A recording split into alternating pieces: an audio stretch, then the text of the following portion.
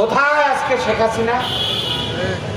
তাই আজকে যারা পুরনো বয়ানে ফ্যাসিজমের পথে কেউ যদি হাঁটতে চায়, তাদেরকে এই শেখ হাসিনা পরিণতির কথা আমরা স্মরণ করিয়ে দিতে চাই।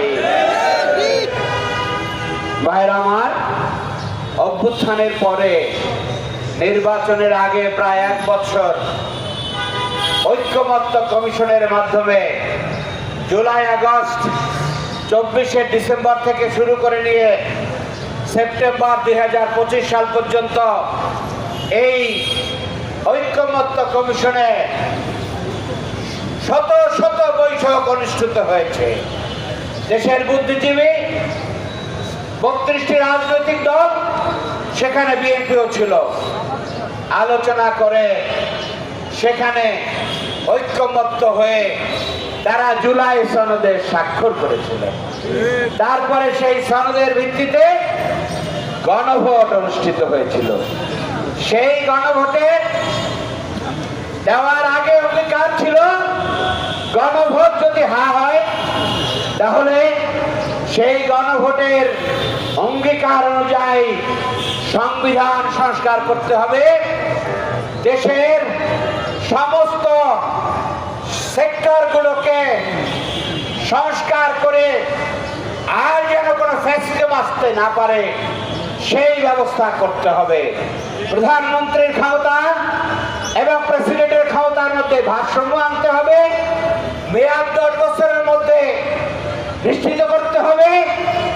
তারপরে বিভিন্ন জায়গায় নিয়োগ, এগুলোকে জনগণের পছন্দনীয় নিয়োগ যাতে হতে পারে, এক দলীয় চিন্তা চেতনার ভিত্তিতে প্রতিষ্ঠানগুলো বিচারাঙ্গন, তারপরে পিএসসি যেখান থেকে চাকরি দেওয়া হয়, এরপরে আপনার দুদক, তারপরে মানবাধিকার কমিশন সহ বিভিন্ন জায়গায় নিয়োগগুলো সরকারি, বিরোধী দল, বিচারাঙ্গন, দেশের নিরপেক্ষ বুদ্ধিজীবীদের সমন্বয়ে গঠিত একটি কমিটির মাধ্যমে নির্বাচিত হবে। আজকে ক্ষমতায় যাওয়ার পর এনারা ভুলে গেছেন যে এই অঙ্গীকার তারা করেছিলেন। এখন সংখ্যাগরিষ্ঠ সংসদের জোরে তারা বলছেন যে এখন এখান থেকে আমরা সিদ্ধান্ত নেব।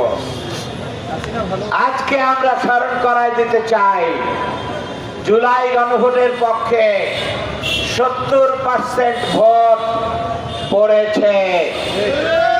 আর আপনারা যদি সংখ্যাগরিষ্ঠতা দাবি করেন তাহলে সেখানে 50% ভোট আপনারা পেয়েছেন।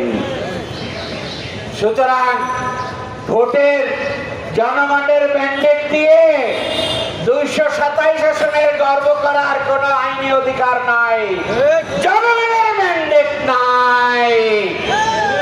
সুতরাং গণভোটের রায় এটা কোন অনুরোধ উপরোধ, দয়া দাক্ষিণ্যের বিষয় নয়। সালাউদ্দিন সাহেব ভুলে যাবেন না, সেই দিন অঙ্গীকার করে আপনারা এসেছিলেন। আজকে যদি বলেন যা করেছি এখন এক কথা আমরা আমাদের মতো করব, এই প্রতারণা জাতি বুঝবে না। জাতিকে আপনি এত বোকা ভাববেন না।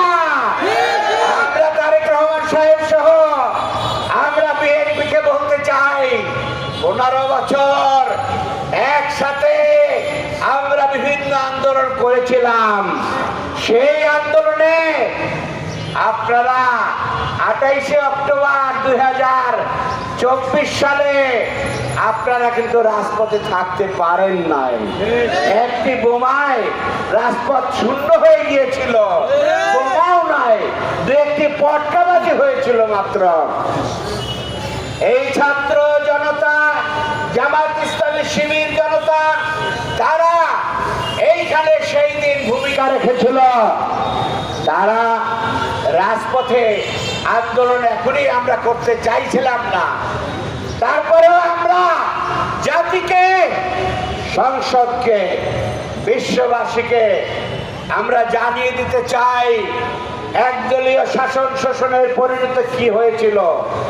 আর এই 42-45 দিনের মধ্যেও আপনারা আর এক মাগুরা বগুড়াই তৈরি করেছেন, আপনারা শেরপুরে আর এক মাগুরা তৈরি করেছেন, সেখানে খুন করে জনগণের রায় আপনারা ছিনিয়ে দিয়েছেন।